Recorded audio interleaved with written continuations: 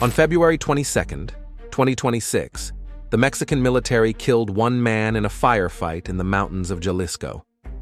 He was wounded during the raid in the small town of Tapalpa and loaded onto a military helicopter bound for Mexico City.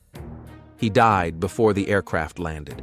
Within 6 hours, his organization responded with a level of coordinated violence that the country had not seen in a generation. Over 250 roadblocks were set ablaze across 20 Mexican states. Buses and cargo trucks were hijacked and torched along highways stretching from Guadalajara to Tamaulipas. 25 members of the National Guard were killed in 6 separate ambushes before sunset. The governor declared a code red.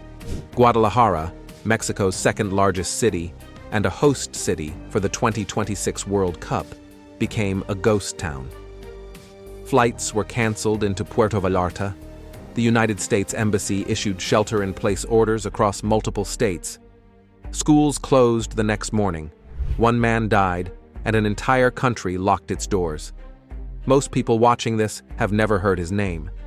His name was Nemesio Oseguera Cervantes. They called him El Mencho.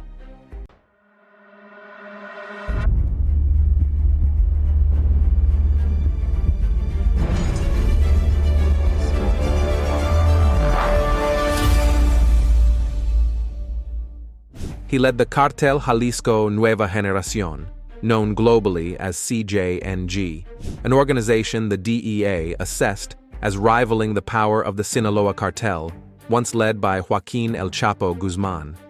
The United States had placed a $15 million bounty on his head. His network operated across at least 21 Mexican states and maintained distribution channels in all 50 U.S. states.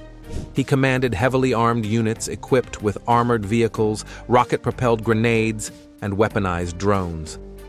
For over 15 years, he remained almost completely invisible.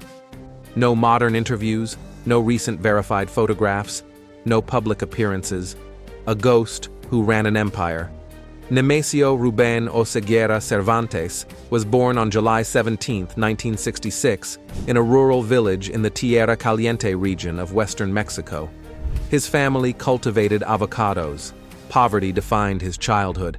He left school in the 5th grade to work.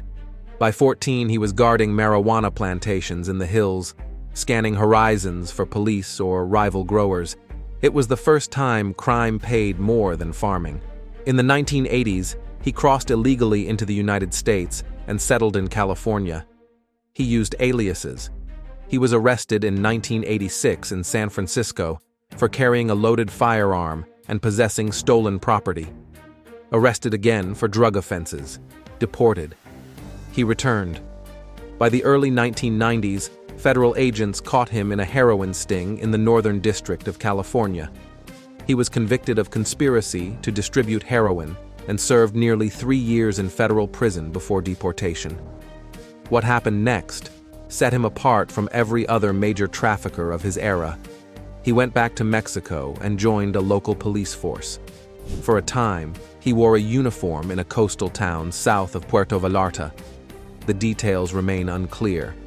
What is known is that he eventually abandoned law enforcement and joined organized crime permanently, aligning himself with the Milenio cartel. From there, he rose quickly, becoming part of an enforcement arm that protected cartel leadership. When internal arrests and rival offensives destabilized the Western drug trade in the late 2000s, he adapted. He formed a faction called Los Mata Zetas, presenting his group as defenders against the notorious Los Zetas. The branding worked. His faction consolidated territory, drove out rivals, and rebranded itself as the Cartel Jalisco Nueva Generación. The name was deliberate. It signaled renewal, evolution, ambition. The violence escalated rapidly. In 2011, dozens of bodies were dumped in Veracruz, with messages claiming they were rival operatives.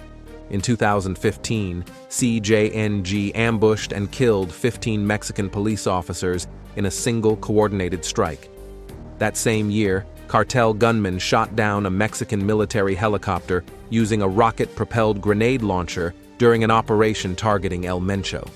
It was unprecedented, While global headlines focused on El Chapo's prison escapes, trial in Brooklyn, and life sentence at ADX Florence, CJNG expanded quietly.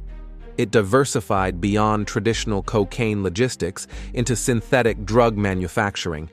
It became a dominant force in methamphetamine and fentanyl production, importing chemical precursors from Asia, producing narcotics domestically, and pushing product north. The supply chain was vertically integrated.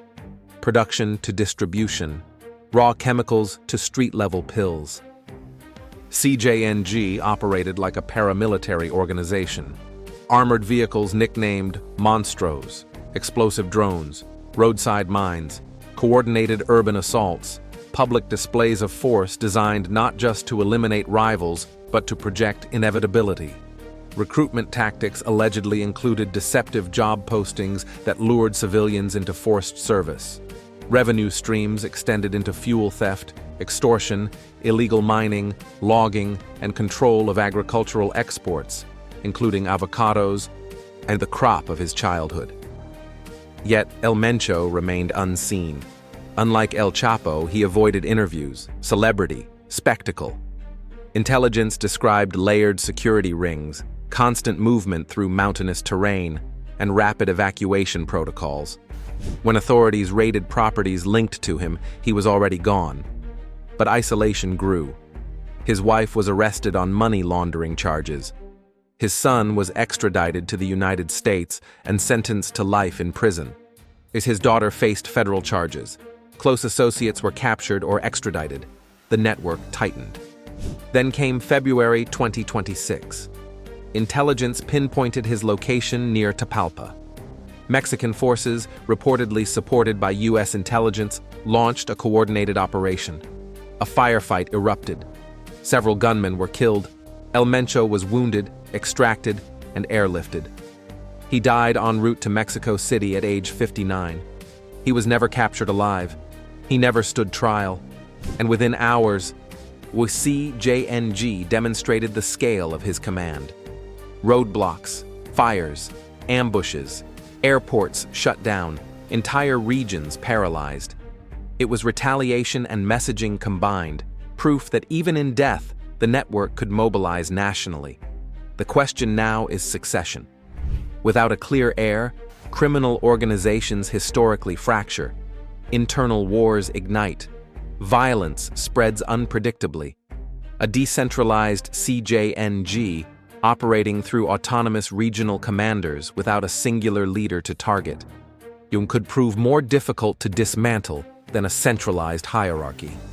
Nemesio Oseguera Cervantes rose from rural poverty to command one of the most powerful criminal organizations in the Western Hemisphere. He built a vertically integrated narcotics empire, militarized its enforcement, and remained largely invisible while doing so. When he died, the reaction showed the depth of that power. The ghost is gone, but the infrastructure remains. If this analysis changed the way you see the drug war, subscribe to Disclosin and turn on notifications. We break down the systems behind the headlines every week.